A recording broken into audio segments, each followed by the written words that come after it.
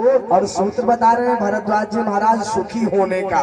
ध्यान दीजिएगा, मंदिर तो रोज जाते हैं हम लोग और जाकर के परमात्मा से क्या मांगते हैं? अंत में तो हर व्यक्ति सुखी ही होना चाहता है। कल परसों हम लोग बैठे थे, चर्चा कर रहे थे, सत्संग कर रहे थे संध्या को। कोई व्यक्ति बहुत अच्छी बात बोला, बोले महाराज वो अंत में तो संसार से जाना है, व्यक्ति धन कमाता है। मान लो ये सोचे कि हमारे पास 1 करोड़ बैंक बैलेंस जमा हो जाए, क्यों हो जाए? कारण तब मैं सुखी हो जाऊंगा। मान लो मेरे पास बहुत बड़ा बंगला आ जाए, बस प्रभु गाड़ी घोड़ा बंगला पैसा आ जाए, क्यों आ जाए? तब मैं सुखी हो जाऊंगा। ये सोच के आता है। मैं बहुत बड़ा पदाधिकारी बन जाऊं प्रभु, तब क्या होगा? तब मैं सुखी हो जाऊंगा। लेकिन ऐसा होता तो नहीं है। किंतु मनुष्य पूरे जीवन भर परिश्रम करता है तो सुखी होने के लिए करता है ना। सुख के पीछे ही सब भाग रहे हैं, आनंद के पीछे सब भाग रहे हैं। और मंदिर भी जाते हैं तो मंदिर जाकर के कहते हैं कि प्रभु कृपा करो, बड़ा कष्ट है, उन कष्टों को आप दूर करो, माने सुखी करो। कष्ट दूर होंगे तो हम प्रसन्न होंगे, आनंदित होंगे। लेकिन कल्पना करते नहीं है हम एक बात की, भगवान के पास जाकर के सब लोग क्या कहते हैं जानते हैं? प्रभु मैं तो आपका दीनहीन भक्त हूँ, मैं आपका अकिंचन भक्त हूँ। प्रभु मैं तो आप जान ही रहे हैं, कभी किसी के साथ बुरा नहीं किया प्रभु। मेरे ऊपर दुख आया प्रभु, कष्ट आया, मेरे इस कष्ट को दूर करो प्रभु। मैं आपका है ना, तन मन धन और जीवन सब कुछ है तेरा, तेरा तुझको अर्पण, क्या लागे मेरा। कहते कि नहीं कहते ना?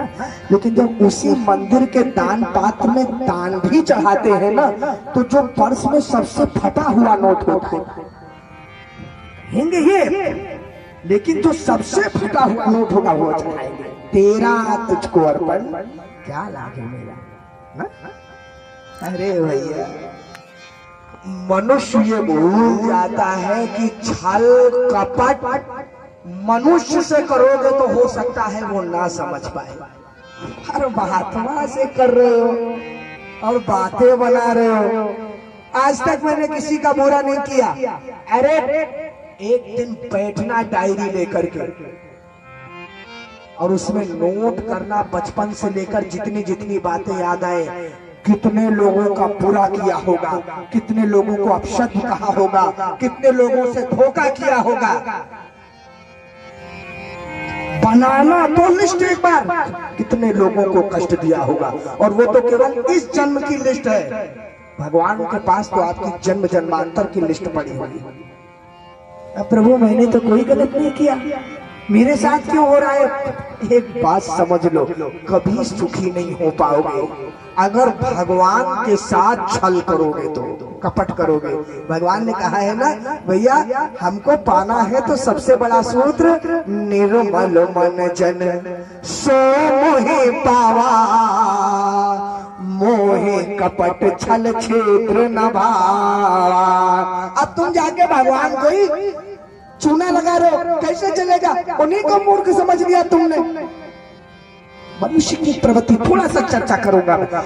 हमारी आपकी सबसे बड़ी प्रवृत्ति क्या है जानते हैं? नेचर क्या है जानते हैं?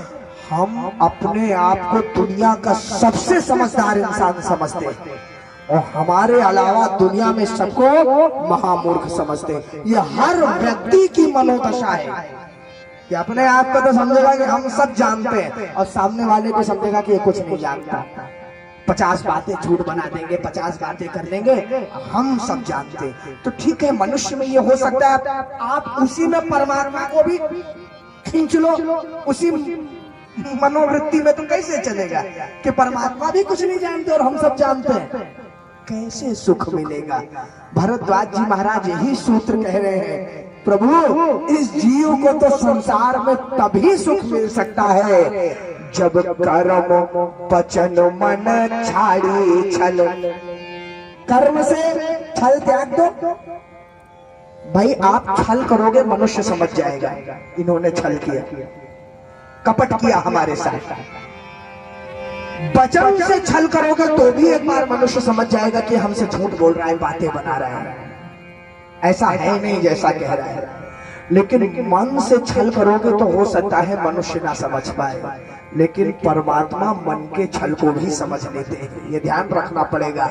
इसलिए कर्म वचन मन छाड़ी छल, जब लगी जल न तुम्हार। अर्थात तेरा तुझको अर्पण, तो तेरा तुझको अर्पण है। मैं केवल धन का तो एक उदाहरण दिया है, धन की बात नहीं। प्रभु मैं आपका हूँ, मैं आपका भक्त हूँ, कहना तो बड़ा आसान है, लेकिन आप परमात्मा से भी छल कर रहे हो ये कह के। कोई हो थोड़ी उनके पूरे हो, तो आप माया के, संसार के, और परमात्मा के मंदिर में जाते हो तो कहते हो कि प्रभु मैं आपका बहुत बड़ा भक्त हूँ, आप ही मेरे और कोई मेरा नहीं, मेरी रक्षा करो। और मंदिर से बाहर निकलते ही 50 तरह की बेईमानी, 50 तरह के झूठ करते हैं कि नहीं करते आप, है? तो भगवान को ही अगर आप इस प्रकार समझ लोगे तो कैसे काम चलेगा। यही कह रहे हैं भरद्वाज जी, कर्म वचन मन छाड़ी छल, जब लगी जन न तुम्हार, तब लगी सुख सपने हो नहीं, किए कोटि उपचार।